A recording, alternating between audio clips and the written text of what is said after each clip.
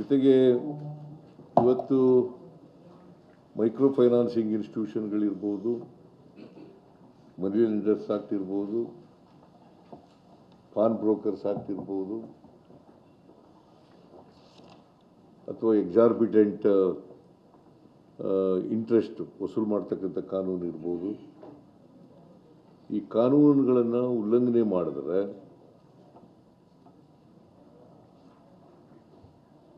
ನಾವು ಮುಲಾಜಿಲ್ದೇನೆ ಅವ್ರ ಮೇಲೆ ಕ್ರಮ ತಗೊಳ್ತೀವಿ.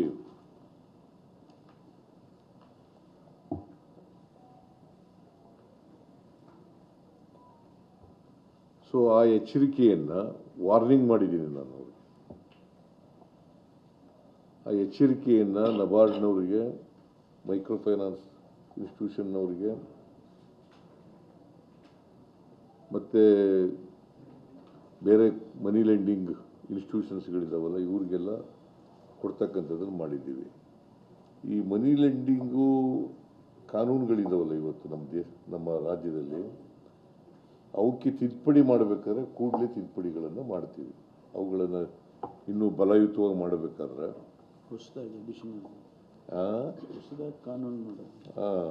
ಮಾಡ್ತೀವಿ. ಜೊತೆಗೆ ಒಂದು ಹೊಸ ಕಾನೂನನ್ನು ಮಾಡ್ತೀವಿ.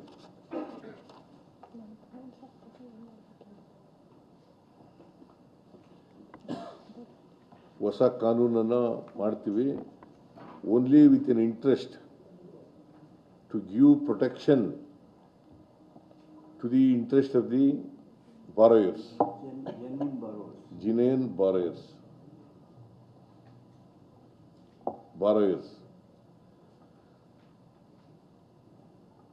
ಮತ್ತೆ ಲೈಸೆನ್ಸ್ ಇಲ್ಲದೇನೆ ಯಾರು ಕೂಡ ಮನಿ ಲೆಂಡಿಂಗ್ ಮಾಡಕೂಡದು.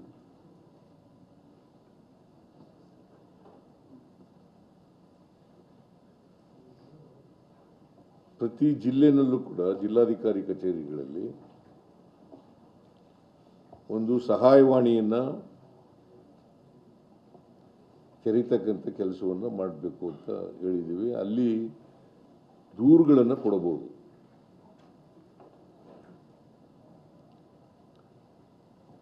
ಆ ದೂರುಗಳ ಮೇಲೆ ಪೊಲೀಸ್ನವರು ದೂರುಗಳನ್ನು ಕೊಟ್ಟರೆ ಅಥವಾ ಸುವೋಮೋಟೋ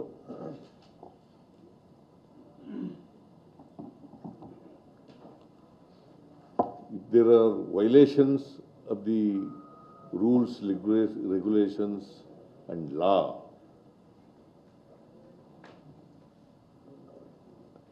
ಅಂತ ಕಡೆ ಸುವೋಮೋಟೋ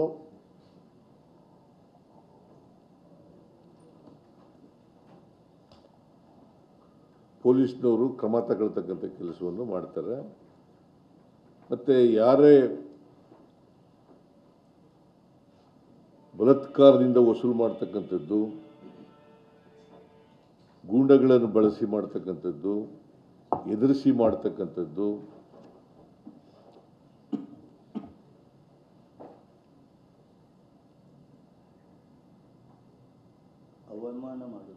ಅವಮಾನ ಮಾಡ್ತಕ್ಕಂಥದ್ದು, ಅಗೌರವ ಮಾಡ್ತಕ್ಕಂಥದ್ದು,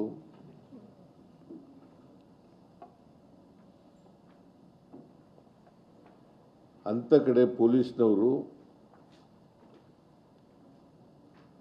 ಅವರ ಫಿರ್ಯಾದಿಗಳನ್ನು ರಿಜಿಸ್ಟರ್ ಮಾಡಿಕೊಂಡು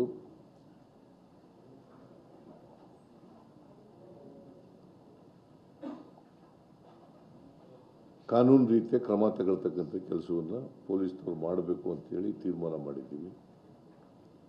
ಮತ್ತು ನಾವೇನು ಹೊಸ ಕಾನೂನು ಮಾಡಬೇಕು ಅಂತ ಮಾಡಿದ್ದೀವಿ, ಆ ಕಾನೂನನ್ನು ಕೂಡಲೇ ಮಾಡ್ತೀವಿ. ಅದನ್ನು ಲಾ ಡಿಪಾರ್ಟ್ಮೆಂಟ್ನವರು, ರೆವಿನ್ಯೂ ಡಿಪಾರ್ಟ್ಮೆಂಟು, ಫೈನಾನ್ಸ್ ಡಿಪಾರ್ಟ್ಮೆಂಟು ಮತ್ತು ಹೋಮ್ ಡಿಪಾರ್ಟ್ಮೆಂಟ್ ಚರ್ಚೆ ಮಾಡಿ, ಬೇರೆ ರಾಜ್ಯಗಳಲ್ಲಿ ಈಗ ಆಂಧ್ರ ಪ್ರದೇಶದಲ್ಲೂ ಕೂಡ ಕಾನೂನು ಮಾಡಿದ್ದಾರೆ. ಆ ಕಾನೂನುಗಳನ್ನು ಕೂಡ ನೋಡಿ